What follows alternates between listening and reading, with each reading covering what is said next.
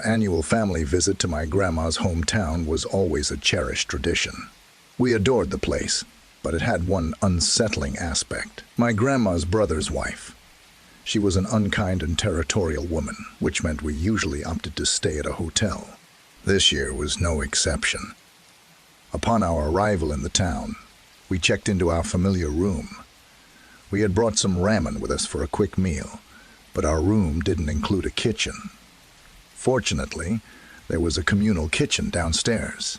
It was our second time in the same room, and my mom had sensed strange vibes during our previous stay. My mom and aunt ventured downstairs to prepare the ramen, leaving me alone in the room.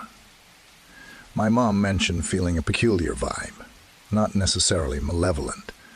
My aunt, engrossed in her headphones, also sensed something odd and urged my mom to return to the room with her.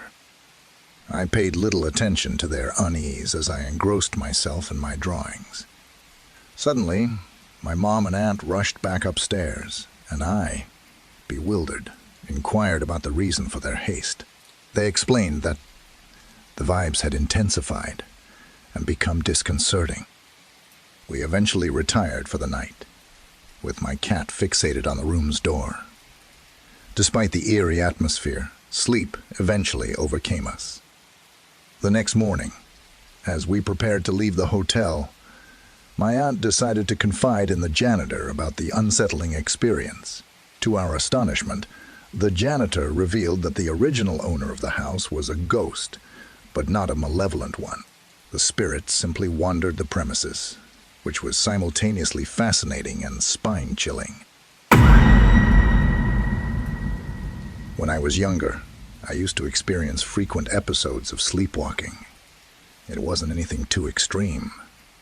More like waking up in the middle of the night and wandering around the house, disoriented. My parents had caught me in the act a few times during my early years. I hail from Eastern Europe, but my family moved to the UK in 2015. My sleepwalking began in earnest after our move. It started to take a darker turn a couple of months before our yearly visit to my home country. During one such incident, I found myself in the kitchen, rummaging through drawers when my mother appeared downstairs. She inquired about my actions, but I merely stood there, staring at her. Everyone assumed it was a normal sleepwalking episode since I had never posed a danger to myself or others. Each morning after a sleepwalking episode, my parents would inform me of my nighttime escapades. Some nights I remained oblivious, unless my parents had been awakened by my wandering. Strangely, I never recalled waking up at night or returning to bed. However, on nights when I did sleepwalk, I'd experience a strange sensation in my chest. It was an indescribable feeling, but I wouldn't wish it on anyone. It wasn't painful, but it was profoundly unsettling. The last time I had felt that sensation was a year or two ago under entirely different circumstances, which I'll explain later.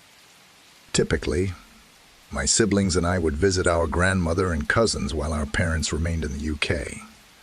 One of them would come for a week to bring us back home, and so it was no different this time.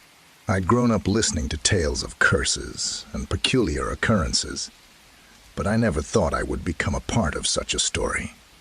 You might not believe in such things, but experiencing them firsthand makes you question reality. The day before my mother's scheduled arrival in my home country, I spent the entire day with my brother and his friends. We had a mere 2-year age gap, so it was not unusual for us to hang out together. Later in the evening, my grandmother emerged with my 3-year-old cousin, who was joyfully riding a small bike. However, my grandmother had a worried and almost frightened look on her face.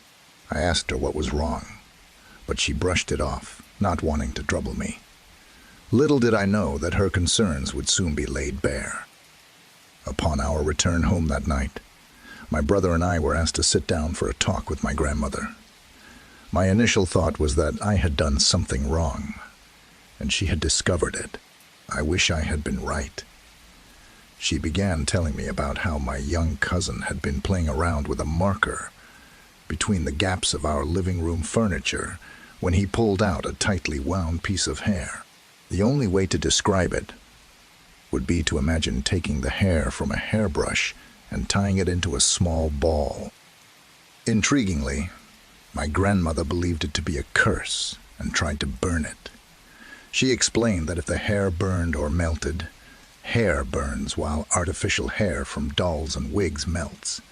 It was not a curse, merely a coincidence. It was not a curse, merely a coincidence. However, if it didn't burn, it was a curse. To my shock, my grandmother showed me the hair and attempted to set it ablaze with a lighter. It didn't burn, and I knew hair burned because my mother had always cautioned me against exposing my hair to fire. Witnessing that piece of hair defy logic was the strangest and most unsettling experience. My grandmother encased the hair in layers of plastic foil and plastic bags, convinced it was cursed. She then claimed to have cleansed her hands and my cousin with holy water and spread holy water throughout the house. I couldn't fathom why she believed the curse was on me, and to this day, nobody has provided a clear explanation. After explaining everything, my grandmother locked eyes with me and insisted that I must rid myself of this curse to find freedom.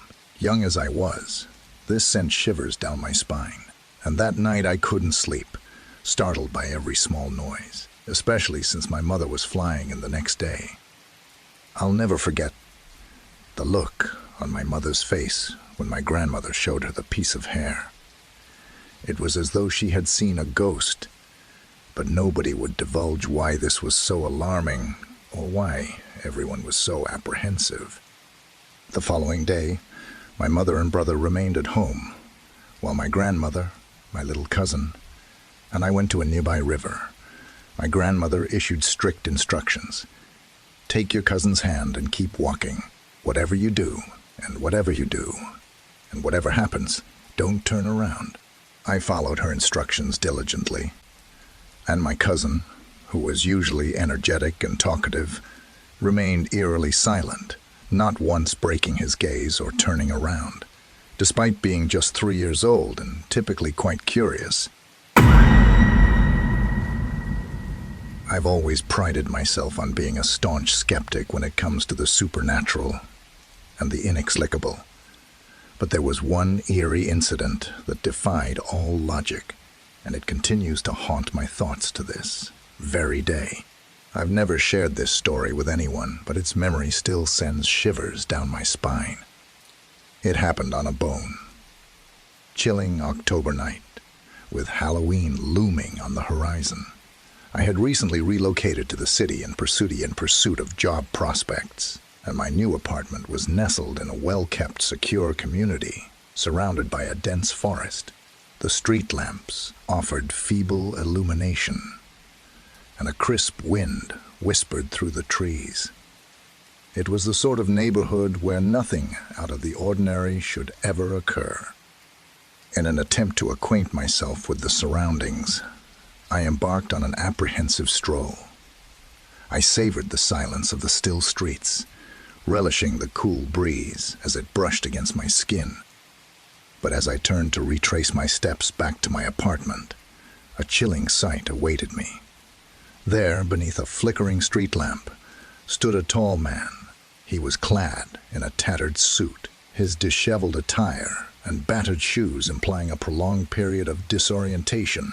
His dark, wide eyes bore into my soul with an intensity that froze me in my tracks. What immediately struck me was his smile, an unsettling, unnaturally wide grin that extended from ear to ear. His teeth were unnaturally white and perfectly aligned, creating a disconcerting sight that left me deeply uncomfortable. I maintained my distance, hoping that this encounter was merely an odd coincidence. Despite my best efforts, every time I glanced over my shoulder, the man with the unsettling smile continued to follow me from a distance. Fear took hold of me, My heart raced, and I could feel my dinner threatening to reappear. I searched for rational explanations, wondering if he might be a vagrant, mentally ill, or homeless, hoping that he would eventually depart if I simply kept walking. I quickened my pace, but it became evident that he effortlessly matched my steps. My apartment complex loomed ahead, and at that point I abandoned caution and sprinted without looking back. I ascended the stairs, too panicked to consider the elevator. On reaching my floor, I dashed down the hallway, nearly out of breath, and fumbled with my keys to unlock my door. I slammed the door behind me, collapsing onto the floor as I struggled to catch my breath. My heart rate, as indicated by my watch, skyrocketed, filling the room with frantic beeping. Just as I began to regain some semblance of composure, an icy chill swept over me. He was there, on the other side of the door. I could feel his overpowering presence, his cold, soulless eyes, and that spine, tingling smile, piercing through the wood. Strange, quiet laughter echoed through the hallway. Time passed agonizingly, with no respite from the eerie laughter. But then, silence fell. I no longer sensed the presence of the grinning man. Had he departed? Summoning my courage, I peered through the peephole. Nothing. There was no one there. Slowly, I turned the doorknob and cautiously examined the hallway. It was as if nothing had ever been there to begin with. The following morning, I inquired with my neighbors if they had heard or seen anything unusual the previous night. They all claimed to have heard nothing out of the ordinary. In disbelief, I visited the security room in my apartment complex, hoping for surveillance footage. The footage showed only me, dashing through the hallway and frantically entering my apartment. There was no trace of the grinning man. My heart sank. The experience had felt all too real to be a dream or a hallucination. To this day, I grapple with that unnerving encounter. Who was the man with the sinister smile, and what did he want from me? It leaves me with a lingering fear that there are forces lurking in the shadows, beyond our comprehension. This experience is a stark reminder that the unknown can creep into our lives and never truly fade away. Beware, for it may be you next. Watch your back when you find yourself alone in the dead of night. Grandpa Nort had a penchant for sharing spine. Chilling tales, claiming they were based on his own experiences, despite their outlandish details and absurd explanations.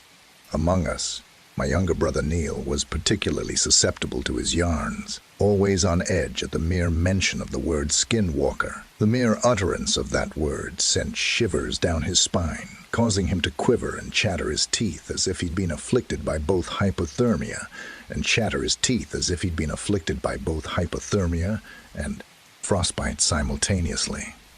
Skinwalkers were a recurrent theme in Grandpa Nort's stories, and the frequency of their appearance only heightened Neil's unease. As for me, I remained a staunch skeptic, dismissing these tales as mere products of a vivid imagination. However, my skepticism was shattered one fateful night when I ventured outside to dig out the trash. The darkness had enveloped our small farm, surrounded by an eerie forest, and I reached for my flashlight, apprehensive of what lurked in the shadows. It was at that moment that my disbelief turned to stark terror. There, by the trash can, sat a grotesque and deformed figure that bore a striking resemblance to Grandpa Nort himself. This nightmarish apparition was engaged in a macabre meal, devouring a body that was eerily identical to my grandfather's own. Story 5. In a quaint, remote village of Germany, where the bonds among the locals ran deep. I frequented my grandmother's home before her passing. Yet, this tale does not concern her, but rather her neighbors. An elderly couple, both around 70 years of age. The wife embodied the archetype of a German housewife, known for her skillful baking, while her husband was an avid rock enthusiast whose appearance matched his passion. Our paths frequently crossed, though conversations with them were sparse. Curiously, an inexplicable connection began to form between me and the woman. It was during my walks home from school that I first noticed her. Since my grandmother's demise in 2017, I had not returned to that area. Tragically, the elderly couple met their demise as well. The man succumbing to the ravages of COVID-19 in 2019, and the woman following in 2020. I paid my respects by visiting their graves and leaving offerings of flowers. Yet an eerie phenomenon has since plagued my sanity. Whenever I stroll past my old school, their spectral presence materializes in the periphery of my vision, seated upon the same bench they often occupied in life. A gnawing sense of dread envelops me as I endeavor to focus my gaze upon them. However, upon closer inspection, they vanish into thin air, leaving me to grapple with my deteriorating mental well-being. The relentless torment of their phantom appearances weighs heavily upon me, shrouding my existence in a chilling and inexplicable horror.